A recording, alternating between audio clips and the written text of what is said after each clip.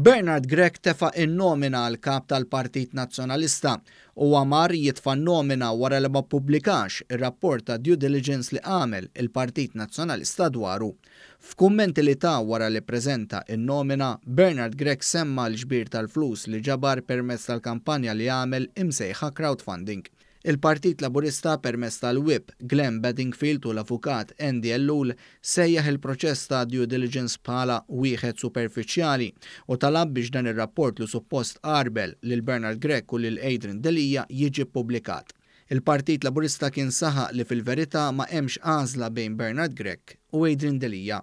Intqal li suppost eżerċizzju ta' diligenza minflok wera standards ta' trasparenza wera segretezza hekk kif inżamm kollox mistur fil-konfront taż-żewġ kandidati.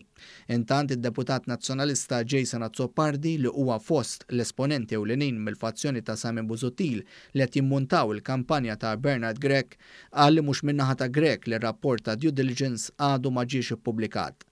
Dan f'botta ċara lejn il-fazzjoni ta' Adrian Delija hekk kif il-ġlieda bejn iż-żewġ fazzjonijiet komplet teħrax biex xi ħadd minnhom jikseb ir-riedni tal-Partit Nazzjonalista. Id-dellijiet fuq iż-żewġ kandidati ħarġu fil-beraħ tal-aħħar kienet is-sanga tat-taxxa u tal-VAT dwar Bernard Grech. Fil-fatt Bernard Grech li issa huwa uffiċjalment kandidat għal kap tal-Partit Nazzjonalista wara li mar jippreżenta n-nomina mingħajr ma ġie ppubblikat ir-rapport ta' due diligence fuqu kien naqas iħallas eluf kbar ta' euro f'taxxa u VAT. Saħansitra kien hemm ċertu pentenzi fi ħlasijiet li jmorru lura għal 9 snin ilu.